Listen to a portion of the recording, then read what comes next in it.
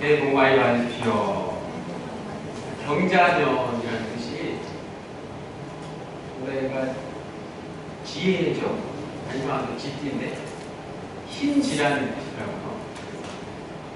사안이 성화 중에 이 경자 사안이 뜻이죠. 축하드립니다. 그랬더니 정말 원래 환갑이신데 경자년을 태어나셨다고 하네요. 경자년 새해 삶에 흰지와 같이 흰지가 실험 대상으로 희생을 하잖아요. 인간을 위해서 희생, 사랑, 충만한 2020년 새해 한국구세군 공부표요. 다음 세대를 양육하라. 에베소서 6장 4절 말씀.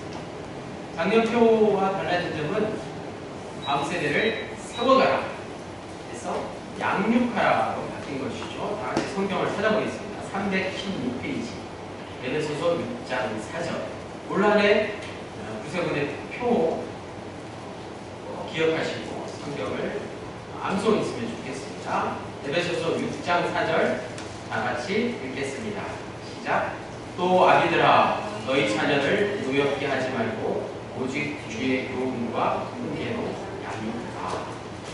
동사가 두 개가 나왔어요.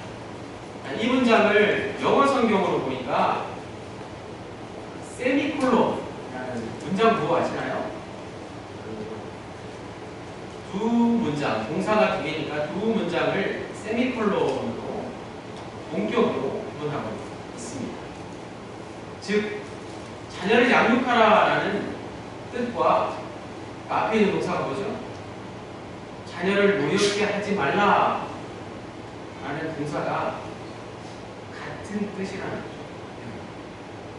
자녀를 양육하라라는 게 무슨 뜻이라고요? 자녀를 노엽게 하지 말라라는 뜻입니다. 놀랍지 않습니까? 그러니까 부모를 노엽게 하지 말라고 우리나라의 전통 유교 같은 세상에서는 말하지 않습니다. 그런데 성경에서는 놀랍죠. 부모를 노엽게 하지 말라가 아니라 누구를 노엽게 하지 말라고요? 자녀를 노엽게 하지 말라는 거예요. 그게 자녀를 양육하라는 뜻입니다. 이 말씀에 비추어 볼 때 어쩌면 우리는 그동안 다음 세대를 양육하는 일에 날마다 실패하고 있는지 모릅니다. 저 같은 경우는 그렇죠. 일단 어린 자녀를 낳는 사람은 날마다 자녀를 노엽게 하잖아요. 화나게 하잖아요. 자, 그렇다면 도대체 자녀를 양육하라라는 게 왜 이렇게 힘든 일일까 하는 거예요. 무슨 뜻인가 하는지 알았고, 자녀를 양육하라는 뜻이 자녀를 노엽게 하지 말라는 뜻이고, 왜 그렇게 자녀를 양육하는 게 힘든가, 우리 어린 자녀를 둔 부모님들 잘 한번 알았으면 좋겠습니다. 구세공부 1호로 꼭 매월 첫 주 구세공부가 나오고 있잖아요. 꼭 보시면 좋겠습니다. 첫 페이지에 나와 있는 다음 세대 양육이라는 글을 직접 인용하면 다음 세대 양육이 힘든 이유가 바로 이렇습니다. 한마디로 다음 세대는 다른 세대이기 때문에 그렇죠. 다음 세대를 양육하기 힘든 이유가 무엇이라고요? 다른 세대라는 거예요.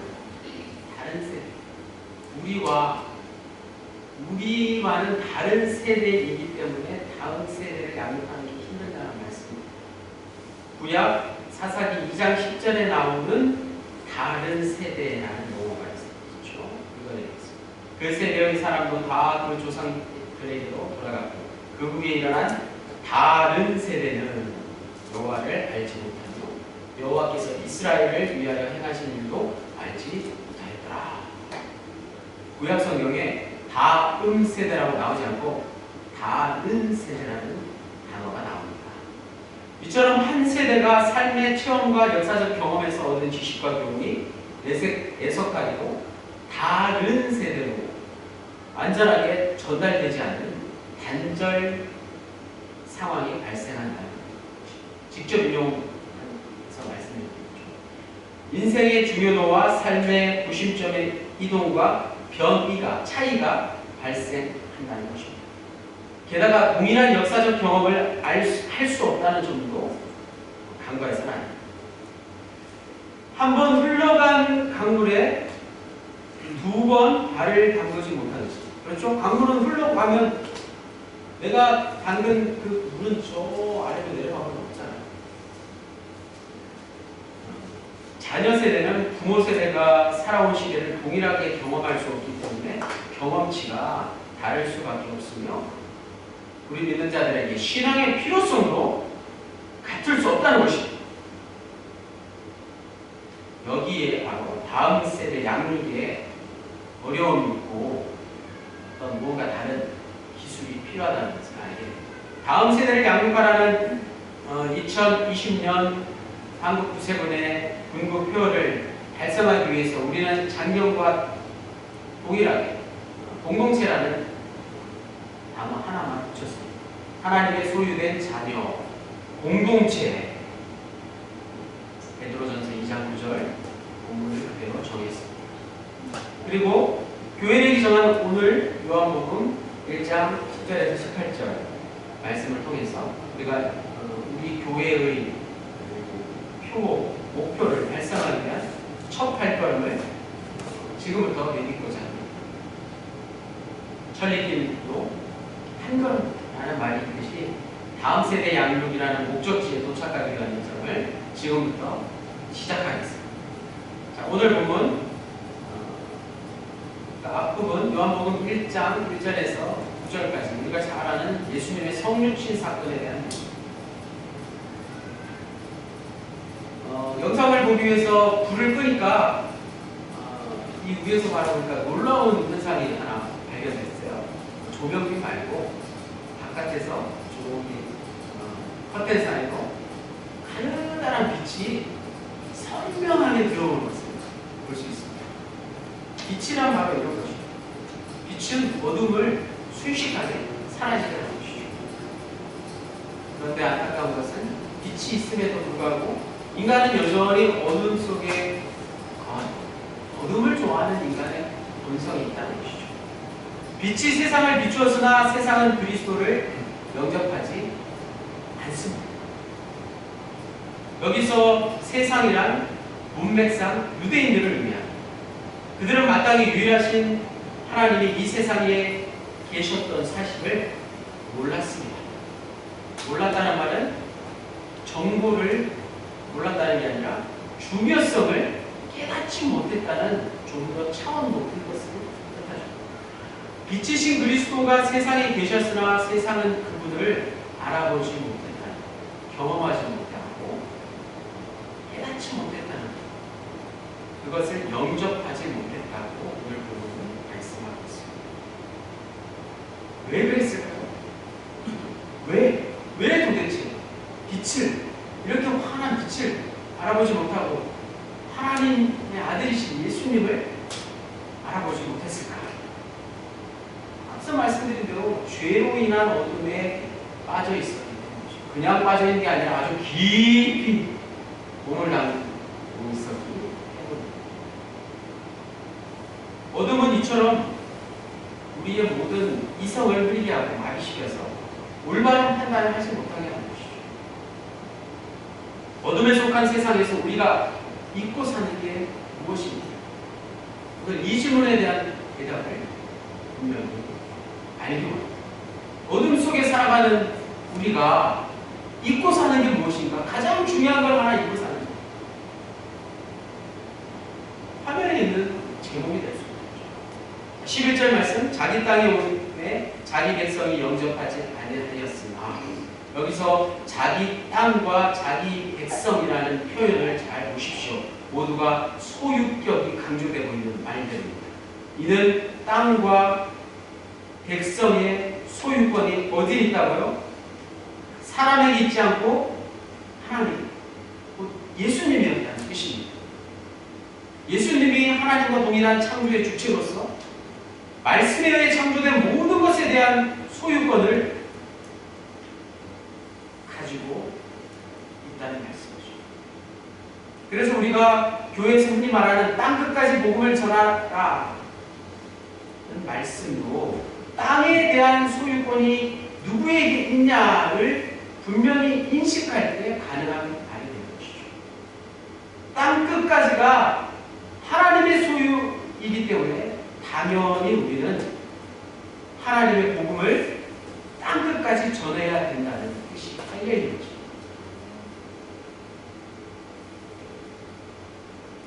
그들이 예수님을 영접하지 않은 이유, 그리스도임을 알지 못했기 때문에. 여기서 알다라는 말은 관계를 맺어 사귀다라는 의미가 있죠. 내가 사람을 많이 안다라고 자랑하지 않습니까? 예수님이 자기 땅에 왔으나 백성들이 그분이 누구인지를 알지 못했기 때문에 그분과의 바른 관계를 갖지 못했다는 거죠.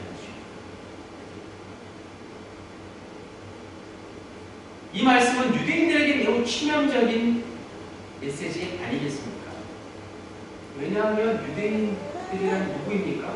그들은 창조주 하나님과의 언약 관계를 가지고 있다고 굳게 믿고 있고 지금도 여전히 그러한 언약 관계를 붙들고 마지막 하나님 나라의 회복을 소망하고 있는 자들이기 때문입니다. 그런데 오늘 요한복음 기자는 유대인들의 그 메시아에 대한 소망을 좌절시켜버리고 말았습니다. 결국 어둠, 즉 빛으로 오신 예수님을 알아보지 못한 세상, 그 세상이 가리키는 것은 로마 제국이나 헬라 문화도 아닌 유대인들 자신이었다는 사실. 어둠이 누구인가? 유대인들이었다는 것입니다. 세상이란 아주 구체적인 유대인들을 가리키는 말. 특히 예루살렘을 장악하고 있었던 당시 종교 지도자들 말입니다. 종교 지도자들이 바로 창세기에 나오는 혼돈과 공허가 상징하는 어둠의 세력입니다. 이보다도 안타까운 일이 없겠습니다. 그러나 놀랍게도 이제부터 하나님의 자녀가 되는 재창조가 12절로 13절 말씀에 일어나고 있습니다. 다 같이 12절로 13절 읽겠습니다. 요한복음 1장 12절에서 13절 시작. 영접하는 자 곧 그 이름을 믿는 자들에게는 하나님의 자녀가 되는 권세를 주셨으니 이는 혈통으로나 국정으로나 사람의 뜻으로 나지 아니하고 오직 하나님께로부터 난 자들이니라. 요한은 아브라함의 혈통이 아닌 예수님을 통해서 새롭게 태어나야 한다고 말씀하고 있습니다. 예수님을 통한 새로운 창조를 강조하고 있는 말씀입니다.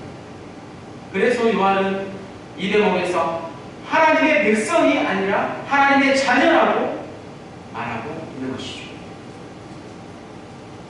자녀라는 말 잘 생각해 보십시오. 자녀는 새롭게 태어난다는 것입니다. 창조를 강조한 단어. 창세기 2장에 하나님이 흙으로 아담을 지은 후에 코에 생기를 불어넣는 사건이 동일하게 일어난다는 말씀입니다. 뿐만 아니라 제자들이 예수님이 부활하신 이후에 그들 가운데 실질적으로 임한 성령의 호흡을 통해서 생명을 경험한 것, 그것도 바로 창조를 말씀하고 있는 것이죠. 창세기 아담의 창조나 사도행전에서 보는 초대교회의 탄생이 모두가 똑같은 하나님의 창조 사건이었다는 말씀. 예수 그리스도를 영접하는 자에게는 하나님의 자녀가 되는 권세가 주어진다는 사실. 여기서 권세는 쉬운 말로 권리, 오늘 말씀의 지원에 나오는 권리라고 할 수 있고 또 자격이라고 할 수 있습니다. 즉 예수님을 믿고 하나님의 자녀가 되는 것은 대단한 권리고 특권이라는 말씀이죠. 우리의 신앙을 생각해 볼 때 의무나 희생이 아니라 또 무거운 짐이나 손해도 아니라 무엇이라고요? 권리라는, 특권이라는. 신앙생활이 의무도 아니고 희생도 아니고 무거운 짐도 아니고 손해보는 것도 아니고 특권을 누리는 것, 우리에게 유익한 것, 우리에게 대단한 이익을 누리는 것이라는 말씀. 예수를 믿는다는 것은 그래서 이 땅에서 무조건 참고 하고 싶은 말도 하지 못하고 어떤 고행스러운 일을 하는 것, 수도승과 같이 꾹 참고 살아가는 것, 그게 다가 아니라는 것이죠. 그것을 뜻하는 말이 아니라는 것이죠. 그들은 손해를 보더라도 주를 위해서 의무를 다하는 것이 신앙이므로 신앙은 곧 희생이라고만 생각한다는 것이죠. 그러나 신앙은 결코 손해나 희생이 다가 아니라는 말씀입니다. 지금 우리가 주를 위해서 헌신하는 모든 것은 더 크고 귀한 것으로 보상받기 때문입니다. 권리보다 의무가 많으면 희생이라고 말할 수 있지만 신앙이란 궁극적으로 받을 이익이 더 많다는 사실을 분명히 기억하십시오. 그런 의미에서 신앙은 권리가 먼저입니다. 권리를 누리는 게 신앙이라는 것입니다. 내가 세상에서 주를 위해 무언가를 포기했다. 그것을 희생이라고 헌신이라고 말하지 마십시오. 교회에서 아무리 큰 헌신과 봉사를 한다고 할지라도 그것은 희생이나 헌신이 아니라 더 나은 것을 위한 자발적인 선택일 뿐이라는 사실입니다.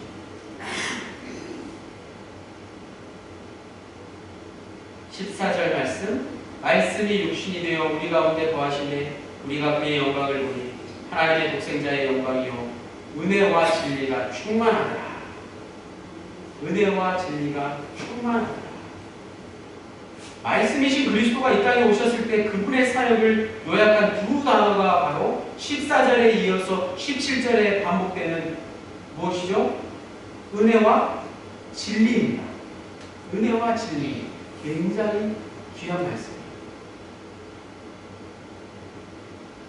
율법은 모세를 통해서 주어졌지만 유대인들은 그것을 남을 판단하는 정죄의 도구로 전락시키고 말았습니다. 그 속에는 은혜와 사랑이 없었습니다. 그러나 주님은 균형을 보여주셨어요. 그분에게는 은혜와 사랑뿐만 아니라 진리가 항상 함께했고 넘쳤다는 사실입니다. 이처럼 진리가 은혜를 갖지 못하면 유대인들처럼 남을 판단하고 정죄하게 되고 맙니다. 또 한 가지 기억해야 될 것, 은혜와 사랑이 아무리 풍성하다 할지라도 진리를 갖지 못하면 분별 없는 사랑을 하게 되는 사실입니다. 은혜와 진리는 우리를 균형이 우리를 조화롭게 한다는 사실이죠. 모세의 율법은 오늘날 세상살이에도 똑같이 적용될 수 있는 원리입니다. 율법대로 살면 개인도 그렇고 이 사회도 건전하게 될 수 있습니다. 이스라엘뿐만 아니라 복지국가를 지향하는 북유럽의 나라도 어찌 보면 법치국가 이전의 율법국가라고도 말할 수 있는 것이죠. 그런 나라가 되는 것 자체가 쉽지는 않습니다. 그러나 요한복음 기자는 예수님에게서 그러한 율법을 뛰어넘는 은혜와 진리를 보았습니다. 예수님에게서 생명과 구원을 경험했습니다. 그것이 바로 예수님을 하나님으로 경험했다는 뜻입니다. 그래서 오늘 본문 마지막 절 18절에 이렇게 고백합니다. 다 같이 18절 읽겠습니다. 시작. 본래 하나님을 본 사람이 없으되 아버지 품속에 있는 독생하신 하나님이 나타내셨느니라. 하나님이 나타내셨느니라. 일찍이 하나님을 본 사람은 아무도 없습니다. 그런데 아버지의 품 안에 계신 외아들로서 하나님과 똑같으신 그분이 하나님이심을 우리에게 알려주셨다는 사실을 사도 요한은 말씀하고 있습니다. 하나님을 본 사람은 없다라는 말의 뜻이 무엇일까요? 하나님을 본 사람은 없다. 하나님을 이 눈으로 직접 본 사람이 아무도 없다라는 의미를 뛰어넘어서 아무도 생명 완성을 경험한 사람이 없다는 뜻이 볼 수 있습니다. 모세도 하지 못합니다. 이 세상에 그 어느 누구나 다 마찬가지로 하지 못합니다. 우리가 지금 매달리듯이 추구하고 있는 모든 것들은 우리의 생명을 완성해 주지 못하기 때문입니다. 요한은 하나님의 아들이신 예수님이 하나님을 알려주셨다고 분명하게 말씀하고 있습니다. 이 말씀이 무슨 뜻이라고요? 예수님이 생명을 완성하신 분이라는 뜻입니다. 예수 그리스도를 통해서 생명이 완성되었다는 뜻입니다. 따라서 예수를 믿으면, 예수 그리스도를 믿음으로 우리는 생명을 얻게 된다는 말씀이죠. 오늘 본문 요한복음 1장 14절에 잘 나와 있듯이 그 예수님에게 하나님의 영광이 나타났으며 그에게 은혜와 진리가 충만하다는 사실을 기억해야 합니다. 예를 들어서 높은 담이 있는데 담의 왼쪽은 햇볕을 받고 있고 담의 오른쪽은 그늘에 가려져 있습니다. 그림자 안에서는 오른쪽에서는 무엇을 하더라도 다 그림자의 지배를 받습니다. 우리 많은 사람도 마음이 착한 사람까지도 그 그림자 안에 놓여서 그것을 피할 수 없다는 사실입니다. 오른쪽에 있는 사람들이, 그늘에 거하는 사람들이 빛을 받으려면 담의 왼쪽으로 넘어오면 간단한 문제입니다. 그림자에 계속 머물러 있으면 빛을 볼 수도 없고 받을 수도 없습니다. 하지만 그림자를 나오는 순간 더 이상 어둠과 그늘 속에 있지 않습니다. 왼쪽으로 자리를 옮기는 순간 그곳에는 늘 태양빛이 자신을 밝게 비추기 때문입니다. 그곳으로 오면 빛을 받아야겠다고 노력할 필요도 없습니다. 빛이 그 자리를 항상 비추고 있기 때문에 자신의 노력이 아닌 당연히 빛을 받게 된다는 사실입니다. 그렇다면 우리는 빛과 어둠 속 가운데 어디에 거하는 자리일까? 우리는 어둠 속에 거할 때가 많은 자리입니다. 하지만 예수님은 생명의 빛으로 오셔서 내 안에 거하라고 말씀하십니다. 빛 가운데로 나아오라고 지금 우리에게 말씀하고 계십니다. 예수를 믿는다는 것, 바로 담의 오른쪽 그늘에서 담의 왼쪽 빛 가운데로 나아가는 것과 같습니다. 오늘은 교회적으로 성탄절로 둘째 주, 성탄 후 제2주입니다. 아직 성탄절이 끝나지 않았습니다. 그래서 성탄절과 관계된 현수막, 꽃꽂이 이런 것도 아직 여전히 은혜롭습니다. 성탄절이 어떤 날이죠? 예수님이 생명의 빛으로 이 땅에 오신 날, 그리고 그러한 절기를 우리가 지내고 있습니다. 예수님은 하나님에게만 가능한 생명의 빛이십니다. 하나님의 영광을 자신의 운명으로 담아내신 분이십니다. 오늘 본문의 표현대로 은혜와 진리가 충만하신 분이십니다. 하나님의 말씀이 육신을 입으신 분이십니다. 그분을 온전히 믿으십시오. 그분께 여러분의 운명을, 저와 여러분의 운명, 우리의 운명을 맡겨보십시오. 그러면 여러분은 사람이 생산하거나 소유할 수 없는 영원한 생명의 빛을 놀라운 방식으로 소유하게 될 것입니다. 그것이 바로 오늘 말씀이신 하나님의 자녀들의 권리를 누리는 것 아닐까요? 그러므로 하나님의 자녀된 권리를 누리는 것은 곧 그리스도인으로서 마땅한 권리라는 사실입니다. 그리스도인이 되는 것은 희생이나 손해가 아닙니다. 큰 특권이고 이익이라는 사실입니다. 신앙생활을 세상 논리로 생각할 때 희생과 대가를 치르는 것처럼 여기는 자들이 있습니다. 그러나 지금 주님을 위해 무언가를 포기하고 손해보기도 하지만 결국에는 더 큰 것으로 보상받게 될 뿐만 아니라 이미 보상받았다는 사실입니다. 그것은 더 큰 상급을 바라보면서 작은 것을 포기한 것에 불과하다는 사실입니다. 더 나아가서 예수님의 삶은 은혜와 진리로 충만한 삶을 사셨다는 사실을 오늘 본문을 통해서 우리가 깨달았습니다. 지금 우리에게도 예수님의 은혜와 진리, 이런 균형이 필요하다는 사실. 그리스도의 자녀가 되는 권리를 갖는다는 것이 바로 은혜와 진리를 함께 누리며 사는 것 아니겠습니까?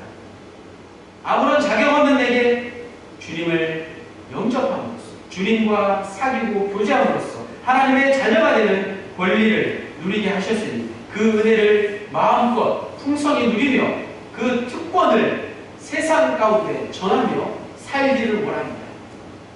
하나님의 자녀가 되는 특권으로 다음 세대를 양육하며 살아가는 우리 모두가 되시기를 주님의 이름으로 간절히 축원합니다. 하나님, 이 세상은 하나님의 손길이 닿지 않은 공간이 어디에도 없습니다.